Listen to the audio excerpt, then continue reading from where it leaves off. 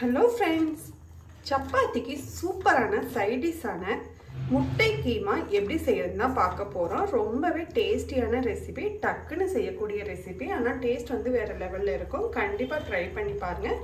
வாங்க எப்படி செய்யறதுன்னு பார்க்கலாம். முட்டை கீமா செய்யறதுக்கு ஃபஸ்ட்டு கடாயில் ஆயில் சேர்த்துக்கலாம். ஆயில் சூடானது கடுகு சேர்த்துக்கலாம்.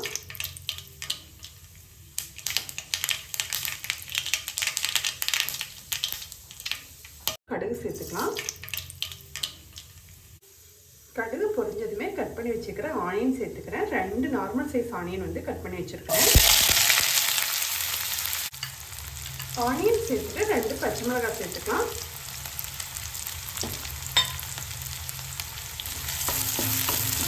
ஆனியன் நல்லா ப்ரௌன் கலர்ல வதங்கி வரணும். ஆனியன் நல்லா வதங்கி வந்துடுச்சு. இப்போ 1 டீஸ்பூன் அளவு இஞ்சி பூண்டு விழுது சேர்த்துக்கலாம்.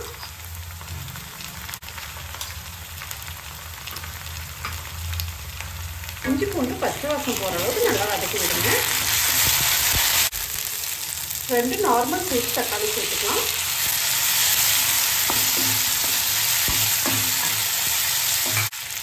தக்காளி வதங்கிறதுக்கு தேவையான அளவு உப்பு சேர்த்துக்கலாம்.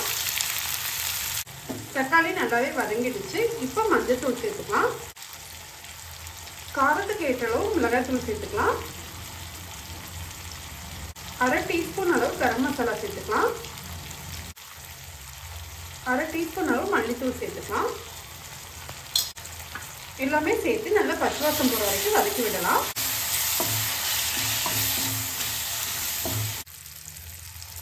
மசாலா எல்லாமே பச்சை வாசம் போய் நல்லா வதங்கி வந்துடுச்சு. இப்போ 1 டம்ளர் அளவு தண்ணி சேர்த்துக்கலாம்.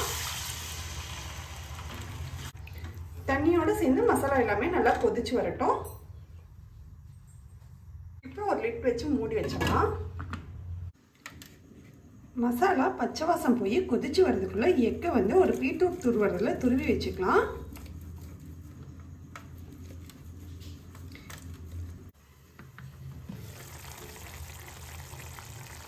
மசாலா பச்சை வாசம் போய் நல்லா கொதிச்சு வந்துடுச்சு. இப்போ நம்ம துருவி வச்சிருக்கிற முட்டையை சேர்த்துக்கலாம்.